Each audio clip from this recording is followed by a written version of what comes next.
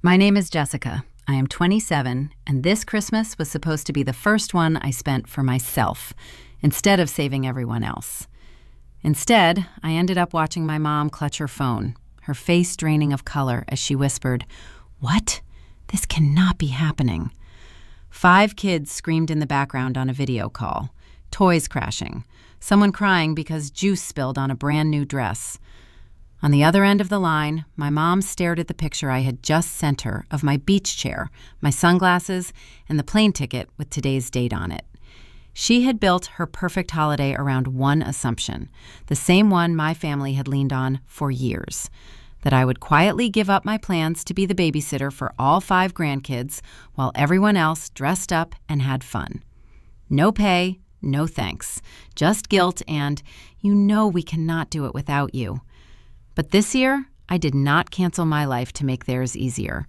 I changed my plans in a way she never saw coming. The thing is, this story did not start with that shocked gasp. It started weeks earlier with one phone call that pushed me past my limit and made me realize I was done being the family's backup plan. If you have ever been treated like the automatic babysitter just because you are single or do not have kids yet, stay with me until the end and tell me if you think I went too far or not far enough. 2 weeks before that chaotic video call, my phone lit up with my mother's name, just as I was finishing a late report. I had been working overtime for months so I could afford a solo Christmas trip I had planned since summer, a quiet little rebellion I had been clinging to like a lifeline. I answered on the 3rd ring. "Hey, Mom." Her cheerful voice hit me like a warning siren. "Jessica, perfect timing. I have the most wonderful plan for Christmas, and you are going to love it." My stomach tightened. When my mom said she had a plan, it usually meant she had a plan for me. "Okay, what kind of plan?" "You know how your sister and your brother are bringing the kids this year," she began, her tone too casual. "And they really deserve a night off. They work so hard. We were thinking you could watch the kids for a couple of days while we get everything ready and have some adult time. It will only be 5 kids. You are so good with them." There it was, 5 kids, 2 under 3, 1 in the middle of a dinosaur phase, and a pair of noisy twins who treated every room like a jungle gym. "Mom, I already told you I booked a trip for Christmas. Remember the beach place I have been saving for all year?" She went quiet for half a beat, then laughed it off. "Well, of course, but you can move that, right? It is not like you have a husband or kids to worry about. You are flexible. Your family needs you." Flexible. That word burned. What she really meant was that my time, my job, my life were all optional compared to everyone else's. I stared at my half-packed suitcase in the corner. Plane tickets, non-refundable, vacation days already approved. "I do not know, Mom. I really need this break." "You get breaks all the time," she countered immediately. "They do not. Besides, you love the kids. Think about their little faces when they see you. You would not want to disappoint them, would you?" There it was, the familiar cocktail of guilt and obligation she had poured for me my whole life. Growing up, if someone needed a last-minute babysitter, it was me. When my classmates had parties, I was the one stuck at home with a crying toddler cousin. When my coworkers planned spontaneous weekend trips, I was the one left behind because a sibling had an emergency, and my mother volunteered me without asking. I hesitated, my throat tight. "Mom, it is not about the kids. It is about the fact that no one ever asks if I am okay with it. It is just assumed." "Oh, do not be dramatic," she snapped, the sweetness dropping from her voice. "Everyone else has real responsibilities. You are the only one without a family of your own. You should be grateful they trust you with their children." Real responsibilities. As if my life did not count because it did not look like theirs. Something in me cracked. But instead of shattering, it sharpened. A cold, clear thought slid into place. If they saw me as the built-in babysitter, maybe it was time they finally experienced what it was like without me. "I cannot promise anything," I said slowly. "I need to think." "You do not have to think," she replied briskly. "You know what the right thing is. We are all counting on you." Then she hung up, confident the guilt would work, like it always had. I sat there, phone still in my hand, pulse pounding against my ribs. For the first time, instead of rehearsing excuses to get out of my trip, I found myself thinking about something else entirely, a question that would not let go. What if this year I let them feel the chaos they always dumped on me? I did something I almost never did when it came to my family. I did not answer right away. I let her words sit there ringing in my ears, and instead of calling back, I called someone else. Martha did not bother with hello. "You have the voice you use when your family is being ridiculous," she said. "What happened this time?" I told her everything, pacing my tiny living room, stepping around my suitcase as if it were evidence of a crime. The months of planning my trip, the phone call, the way my mom had said, real responsibilities. How 5 kids had somehow become my Christmas. By the time I finished, Martha was silent for a moment, which was rare for her. "Jess," she finally said, "do you realize they do this every year?" I did. I just hated admitting it. She started counting it off year by year. "Last Christmas, you skipped your office party to drive 3 hours and watch the twins while everyone else went to a concert. The year before that, you spent New Year's with a fever and 3 toddlers so your sister could get one night out. And remember the wedding you missed because your brother double-booked you as a babysitter?" Each memory flashed in my mind like its own little scene. Tiny hands tugging at my shirt while my phone buzzed with pictures of my friends having fun without me. Texts from my mom thanking me, and then, weeks later, acting like it had been no big deal. "Yeah," I said quietly, "I remember." "So why are you still letting them?" Martha asked. "They treat you like a service, not a person. If they really respected you, they would at least ask, not just assign you." Her words hit harder than any guilt text ever had. Because she was right. Somewhere along the line, I had become the responsible one, the single one, the one whose plans were always negotiable. "Maybe I should just say no," I whispered, more to myself than to her. "Or," Martha said, her voice sharpening, "maybe you should stop warning them and let them deal with the consequences. They never give you a heads up before they dump their plans on you. Why are you the one who has to be considerate?" I sank onto the couch, chewing my lip. The idea made my stomach flip. Let them feel the chaos. Let them see what I actually absorbed for them every holiday. "That would be petty," I said weakly. "That would be fair," she shot back. "You are not trying to hurt the kids. You are trying to force the adults to act like adults. There is a difference." Later that night, my phone buzzed again. This time, it was the family group chat, filled with confetti emojis and long paragraphs about our big Christmas plans. Right in the middle of the thread, my mom had written, "Jessica already promised to take all the kids so we can focus on hosting. She is such an angel. We would be lost without her." Promised. I stared at that one word so long it blurred. I had not promised anything. I had said I needed to think. Somehow, in her version of the story, that had turned into a done deal. My heartbeat slowed, turning cold and steady. I watched as my siblings reacted with relief. "This is amazing. I really needed this break. Jess, you are a lifesaver." None of them asked if I was okay with it. None of them even checked with me before celebrating. Something inside me finally snapped, but not in the loud, messy way I had always imagined. It was quieter than that, like a knot loosening. "Fine," I thought. "You want to pretend I promised? You want to assume I will sacrifice myself again? Then this year you can celebrate without me for real." My fingers hovered over the keyboard. I typed, then deleted, then typed again before finally sending a message so neutral it almost made me laugh. "Got your messages. I will figure out my schedule and let you know."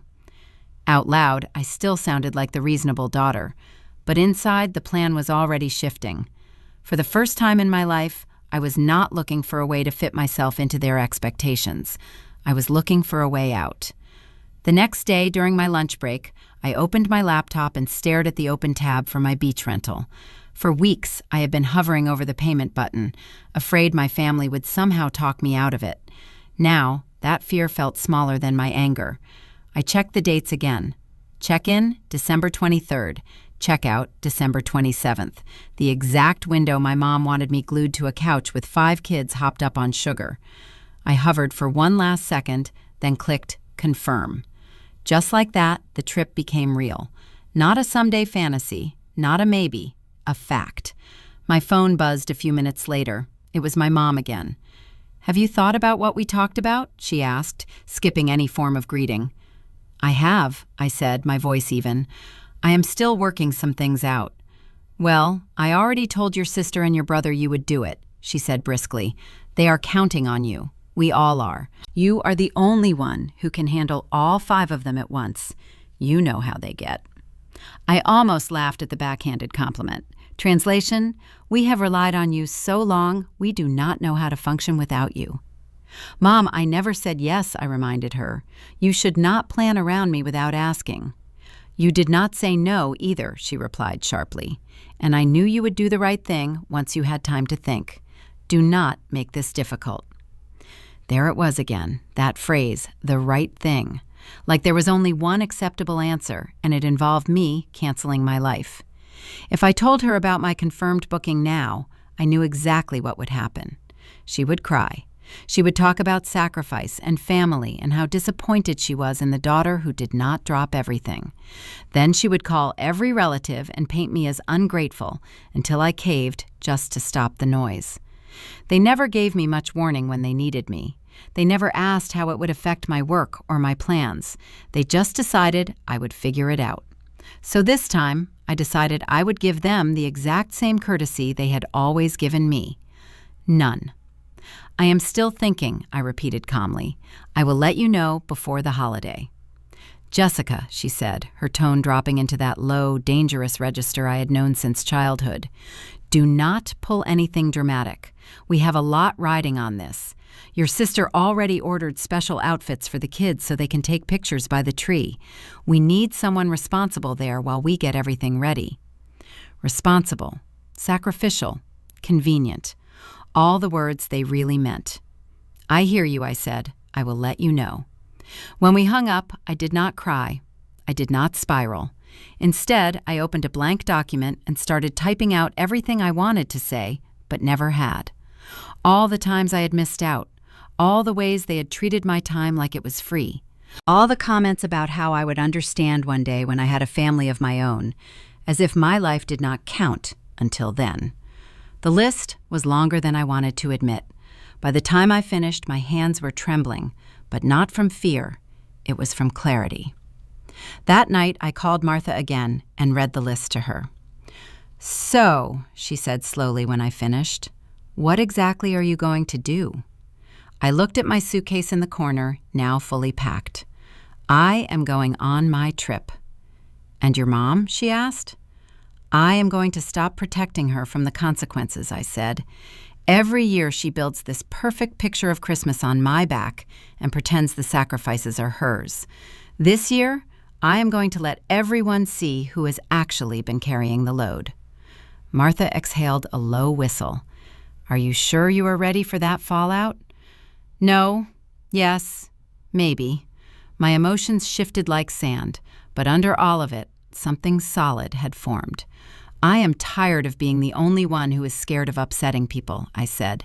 "If they can casually uproot my plans, they can handle a little surprise." As I lay in bed that night staring at the ceiling, another question surfaced, one that I knew plenty of people reading this would understand. How many times are you supposed to set yourself on fire to keep everyone else warm before you finally walk away from the matchbox? I did not have the full answer yet, but I knew I was done burning. Christmas Eve arrived faster than I expected. For once, instead of waking up to a long list of instructions about snacks and nap times, I woke up to my alarm and the soft hum of my suitcase wheels waiting by the door. My flight was at 10 o'clock. My mom still thought I would be at her house by noon. I brewed coffee, showered, and got dressed in the most unfestive outfit I owned, just to remind myself this was my holiday, not theirs. Before I grabbed my keys, I opened the family group chat one more time. New messages had piled up overnight. Pictures of half-wrapped presents, my sister complaining about glitter everywhere, my brother whining about last-minute shopping. In the middle of it all, my mom had written, "Jessica will be here tomorrow to take the kids so we can finish everything. Thank goodness for her. I do not know what we would do without that girl." The words made my jaw clench, but they also steeled my resolve. I opened a new private chat with my mom. My fingers shook, but I kept typing. "I wanted to remind you that I never agreed to watch the kids this year. I will be out of town over Christmas. I hope you all have a great holiday, but I will not be babysitting." I stared at the message for a long second, then hit send before I could talk myself out of it. Almost immediately, the typing dots appeared. "Out of town," she wrote. "What are you talking about? You knew we were counting on you. You cannot just change your mind now." A strange calm settled over me. I took a screenshot of my flight confirmation, complete with the date and destination, then snapped a quick photo of my packed suitcase by the door and my beach hat hanging on top. "I am not changing my mind," I wrote back. "I told you weeks ago I had plans. I am just not canceling them this time." No emojis, no apologies. There was a long pause, then another flood of messages. "You are being selfish. You are ruining Christmas. And you know your sister and your brother cannot handle 5 kids alone." Each accusation rolled in, but instead of sinking, they bounced off like rain against a window. Maybe some people reading this would say, I should have told them sooner, should have warned them more clearly. But how do you warn people who never really listen unless it benefits them? I put my phone on silent, grabbed my suitcase, and walked out the door. The airport was buzzing with holiday chaos, but for once, it did not feel like my chaos to manage. I checked my bag, went through security, and sat by the gate with my headphones in, the low murmur of announcements mixing with the thud of my heart. Half an hour before boarding, I caved and checked my phone. The group chat had exploded. "Wait, what do you mean Jessica is not coming? Mom, I thought you said she promised. You said she was fine with it." Then my name started popping up. "Jess, are you serious? Tell me this is a joke." I took a breath and typed a single message into the group chat instead of replying to anyone individually. "I am not a built-in babysitter. I love you all, but I am not spending every holiday taking care of 5 kids while everyone else gets a break. I told Mom I had other plans. I am on my way out of town. You will need to figure something else out." I hit send and watched as the little message read notifications stacked up one after another. For a full minute, no one replied. Then my mom finally answered, but not in the group chat. She called. I let it ring once, twice, 3 times before I answered. I could hear noise in the background, the sound of wrapping paper and cartoons blaring, and at least one child screaming. "How could you do this to me?" she demanded, skipping any greeting. "Everyone is coming over tonight. The kids are already here. Your sister and your brother have dinner reservations. Do you know how much work I have? I cannot watch all these kids and host at the same time." "You should have thought about that before you planned everything around me without my consent," I said quietly. "I told you I had a trip. You chose not to hear me." "That trip is more important than your family?" she snapped. "That trip is more important than being taken for granted," I replied. There was a beat of stunned silence. In the background, a child yelled for juice. Another one started crying. Someone knocked something over. "This cannot be happening," she whispered, more to herself than to me. "I told everyone you would be here." "That is the problem," I said. "You told everyone what I would do without ever asking me." They called my group chat message drama. They said I blindsided them. But for the first time, it was not my job to smooth things over, to rush in and rescue everyone from the consequences of their own planning. When my boarding group was called, I stood up, rolled my suitcase toward the gate, and said the words I had been too afraid to say for years. "I hope you all have a great Christmas," I told her. "But this year, you will have to figure it out without me." I hung up before she could answer. As I stepped onto the plane, the last thing I saw on my screen was a new photo popping up in the family chat a few minutes later, sent by my sister. 5 kids in mismatched pajamas, one crying, one covered in cookie dough, my mom in the background with her hand over her mouth, eyes wide. Even through the blurry shot, I could almost hear her gasp. "What? This cannot be happening." And for once, I did not rush to make it easier. I put my phone on airplane mode and chose myself instead. When the plane landed and my phone reconnected to the network, it lit up like a slot machine. Missed calls, voicemails, 37 unread messages in the family chat. For a second, my thumb hovered over airplane mode again. I could have left it all muted and disappeared into the sound of waves, but another part of me, the part that had always cleaned up the mess, needed to see what happened when I did not. I opened the family chat. The thread looked like a slow-motion car crash. First were the confused messages from my siblings when my mom finally told them I was not coming. "What do you mean Jess backed out? I thought you said she promised. Wait, so who is watching the kids tonight?" Then the argument shifted. "You told us it was all handled. You said she agreed weeks ago. Mom, we booked everything based on what you said." For once, the frustration was not aimed at me. It was aimed at her. In the middle of the storm of texts, my mom kept repeating the same line. She changed her mind at the last minute. I do not know what got into her. My jaw tightened. I had not changed my mind. I had finally acted on it. There is a difference between surprising someone and betraying them. My family had never cared about that difference when it came to me. A video call popped up on my screen. Mom.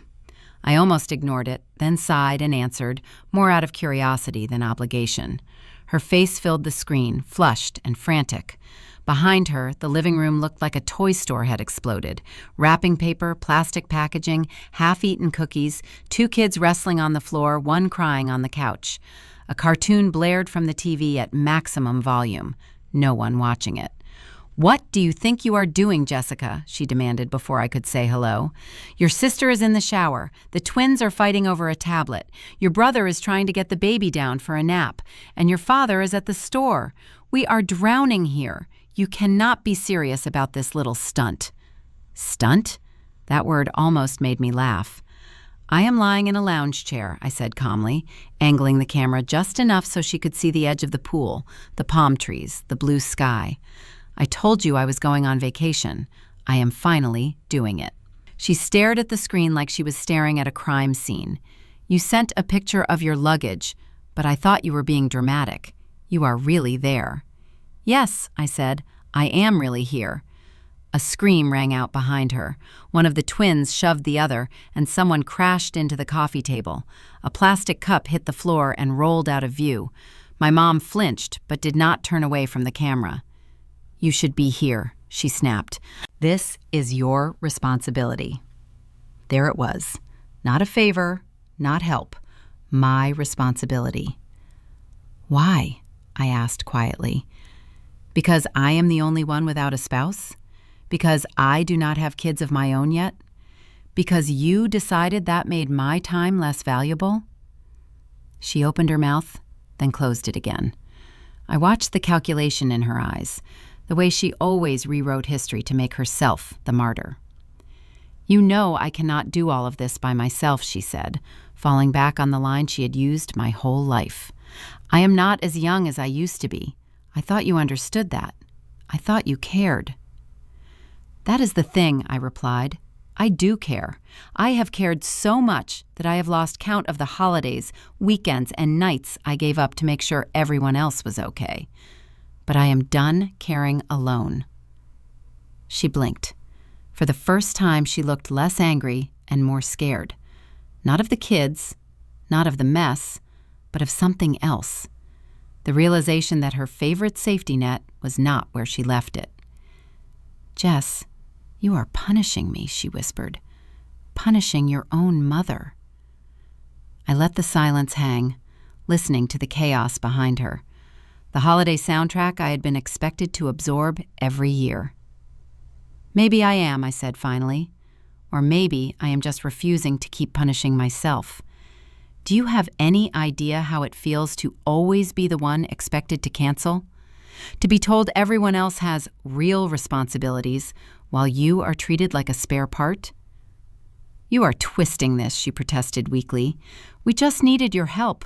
Families help each other. Families respect each other too, I said. When was the last time you asked what I wanted for Christmas? Not what you needed me to do, but what I wanted. She did not answer. Someone called for her from the kitchen. The baby started crying again. My brother's voice cut through the background, frustrated. Mom, the twins just dumped juice everywhere. My mom's eyes darted away from the camera. For a moment, I saw the raw panic there. Not just at the mess, but at the fact that she would have to admit to everyone that this time she had gambled with my life and lost. This conversation is not over, she said, even as she turned her head toward the chaos. You have no idea what you are doing. Oh, I do, I said. For once, I am letting you deal with the situation you created. You told everyone I promised something I never agreed to. You built your plans on that lie. I am just not covering for it. Her mouth tightened. You are going to regret this when you realize you have pushed your family away. The funny thing was, I had already spent years feeling pushed to the edges of my own family, useful only when they needed something. Maybe, I said softly, or maybe you are going to regret realizing how much you have taken me for granted. I ended the call before she could reply. For a moment, guilt surged up, familiar and heavy. I almost reached to call her back. I almost offered to cut my trip short, to race home and patch everything back together. Then I looked up. A kid splashed in the shallow end of the pool, squealing with joy while his parents watched from nearby chairs, laughing and relaxed, taking turns getting in the water. No one looked exhausted. No one looked like they had been tricked into being there. I lay back and closed my eyes, letting the sun warm my face. How many of us grow up believing that being a good daughter means being endlessly available? How many of us confuse exploitation with love because it is wrapped in words like family first and sacrifice? The messages kept coming, angry texts, guilty ones. A photo of my sister in a wrinkled dress with a kid on each hip, her hair half done, and her expression furious. A half-typed apology from my brother that turned into another accusation midway through. For once, I did not respond. I let the thread run wild without me. And as cruel as some people might think that sounds, it felt less like vengeance and more like balance finally snapping into place. If you always save everyone from the fire, how will they ever learn to stop playing with matches? That night, while my family scrambled to rebook dinners, cancel plans, and trade shifts watching the kids, I watched the sunset bleed orange and pink across the water. I ordered room service. I listened to the ocean instead of complaints. For the first time in years, Christmas Eve belonged to me. And somewhere in a house full of screaming children and broken expectations, so did the consequences. I did not hear my mother's voice again until 2 weeks after Christmas. The first few days after my trip, the family group chat had been a battlefield. My siblings argued about whose fault it was that their plans fell apart. My mom tried to steer the narrative back to me being unpredictable and over-emotional, but some of the messages slipped through her control. Why did you tell us she promised when she did not? My brother wrote at one point. You always do this, my sister added. You volunteer her, then act surprised when she gets upset. Watching that unfold from a distance was like watching the curtain finally pull back on a play I had been starring in without knowing the script. For years, I had been so busy performing the role of dependable daughter that I did not realize I was also the scapegoat, the built-in solution whenever my mom overpromised. After New Year's, the chat went quiet. No Happy New Year from my mom, no pictures of the kids clinking plastic cups of apple juice, just silence. Martha raised an eyebrow when I told her. So, she said, stirring her coffee, are they icing you out because you set a boundary? Maybe, I said, or maybe they finally do not know what to do with me now that guilt stopped working. The call came on a random Tuesday evening while I was sorting laundry. My phone buzzed, and there it was again. Mom. I almost let it go to voicemail. Then I thought about all the people who would be reading this story and silently screaming at their screens. Pick up, make them say it out loud. So I answered. Her voice was calmer this time, quieter, like someone who had finally run out of steam. "Hi, Jess." "Hi." There was a long pause. I could picture her in the kitchen, fingers twisting the phone cord out of habit, even though it had been cordless for years. "I wanted to talk," she said, without yelling, without the kids screaming. "Just talk." I sat down at my table. "Okay, I am listening." She took a breath. I could hear the effort in it. "Christmas was a disaster," she admitted. "Your brother and sister fought all night. The kids were out of control. I had to cancel dinner. Your father ended up cooking frozen pizzas while I tried to get frosting out of the living room rug." There was a time when that description would have filled me with guilt. Now, it sounded like a description of reality, one I had been shielding them from for years. "I am sorry it was so hard," I said, and I meant it. "But I am not sorry I was not there." "I know," she said. Then quietly, "That is what scares me." Her voice wavered.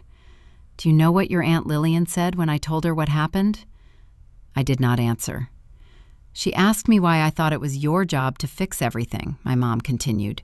"She said I have been doing that to you since you were a teenager, making you responsible for everyone else's mess." I blinked.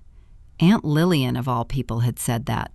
The woman who sent me Christmas cards with Bible verses about honoring your parents. "What did you say?" I asked. "I told her that you are reliable, that you have always been the strong one, that you do not have as much going on," my mom said slowly, like she was hearing her own excuses for the first time. And she looked at me and said, "Or maybe you just assumed she did not matter as much because she did not complain." The silence that followed was heavy. I could feel my heartbeat in my fingers. "I did not realize how it sounded until I heard myself say it out loud," my mom whispered. "Like your life was less important than your brother's and your sister's because it was simpler to use you." The word "use" dropped between us like a stone. "You could have just asked," I said quietly. "You could have treated my time like it mattered.